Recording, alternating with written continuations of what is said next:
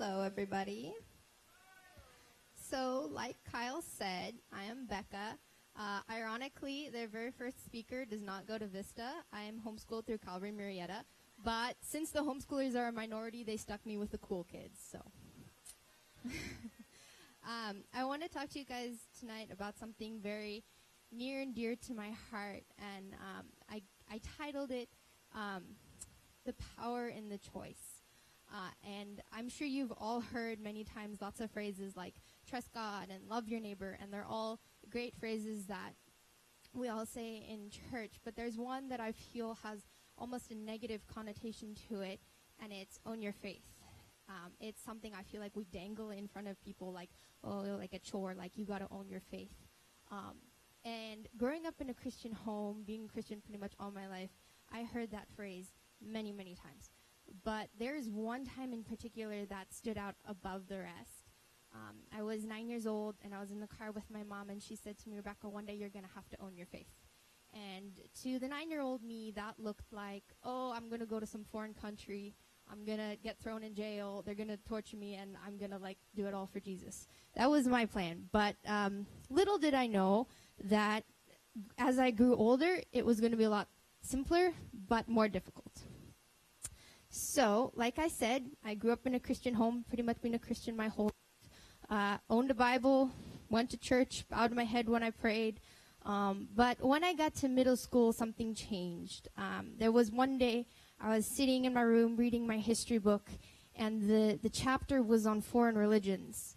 And I remember I finished the chapter, and I was sitting there, and I thought, well, if they all think that their religion is the religion, and I think that my religion is the religion, then which one is right? And if they're willing to die for their God, and I'm willing to die for mine, then we're probably both going to end up dead. So how did I find answers? Well, I like to think a lot. So I thought, well, if my God is real, then my religion must be the religion. But that led me to my next question of, is God real? And I had that question for 2 years without answers. I looked at other people who said they believed in God, and they said, well, I believe in him because he changed my life. My life was still the same, so that didn't help. In essence, I waited for God to write on the walls, write in the sky, do anything that would prove to me he was real. But for 2 years, nothing happened. Now, there was a small catch to my situation. I never prayed, I never read my Bible, and I usually fell asleep in church. Not this church. I went to a different church. Don't worry, Kyle. I would never fall asleep while you were preaching. But if I had to put that into an example for you, when you're sitting on the couch and you want to watch TV, do you just sit there and wait for the TV to turn on? No, you would get up, you'd go get the remote, you'd push the button, and then it would start working. In my situation, I was sitting on the couch and waiting for the TV to turn on without bothering to do anything about it. I was waiting for God to show me he was real without looking for him. So, this went on for a while. And then one day, my parents decided to take me to go watch a movie called War Room. By the way, nobody knew this was going on in my life. It was something I went through by myself. Probably would have helped if I'd asked somebody, but I didn't. So they took me to go see this movie, War Room. In all honesty, I didn't want to go. I thought it was going to be the cheesiest Christian movie ever, and I was very upset that my parents were spending money to go watch it.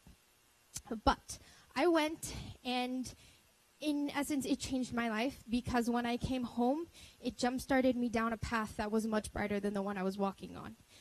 When I came home, I suddenly realized the major mistake I had made in never praying. And in my struggle and in my doubt and my inability to find answers, I decided to make a deal with God. I told him, God, if I pursue you with everything inside of me, will you change my life? I said, if nothing happens, oh well, I'll be the same place I was before. If something happens, then technically that proves you're real. So in essence, I gave him a chance to change my life. Okay. So about a year later now, something did happen. I had depression, I had hopelessness, I had doubt. I used to get very angry a lot. And now, ask my friends, I laugh too much. If you try to take a picture of me, I'm probably laughing. I find hope for every situation in Jesus. Ask my family, I'm probably one of the most optimistic people around.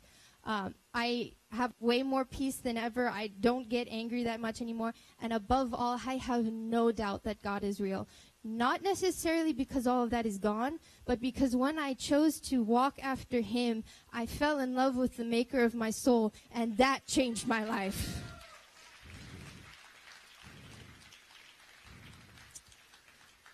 So, my life changed, but I still had one question. Why did I have to chase God first? And I waited for a while to get an answer to this, but eventually God gave me an answer, and I was very happy when he did, because he told me, when you choose something, you own it. And I feel like that's very relevant to our culture today. I know teenagers, but many of us get stuff very easily. Everything's given to us. So the minute we have to work for something, it's like, I don't know about that.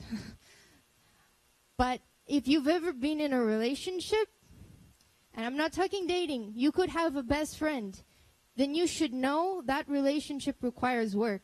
It requires you to make them a priority. And it is exactly the same with your relationship with God. So, when I say work, I don't necessarily mean work. I mean make it a priority. I mean choose him.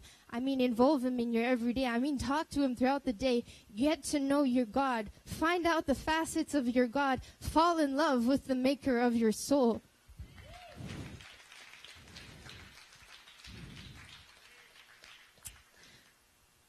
I know you are all probably thinking like, well, why doesn't God just pursue us first? But I personally believe that, like I said, when we choose something, we own it. And with that, I have a scripture verse to go with it.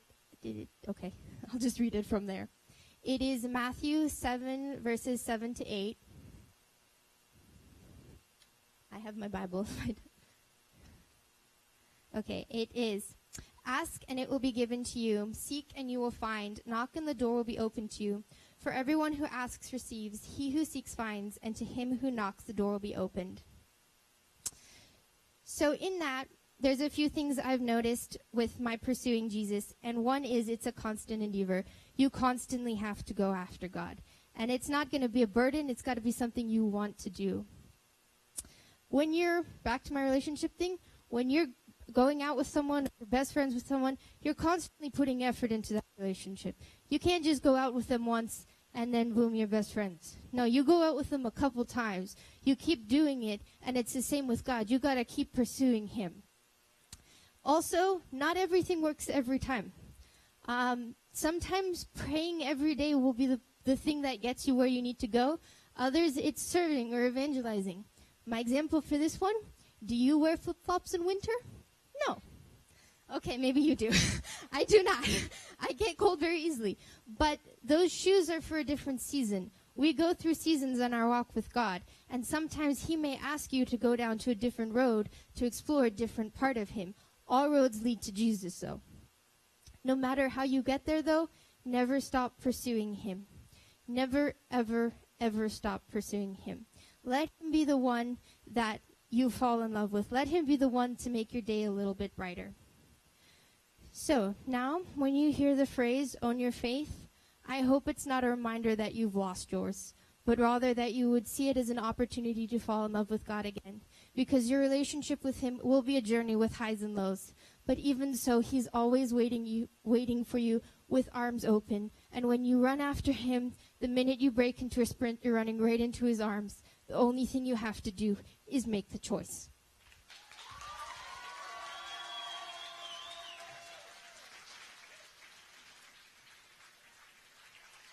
Come on. Can you just come up here every Wednesday and speak for me? I'll just sit right there.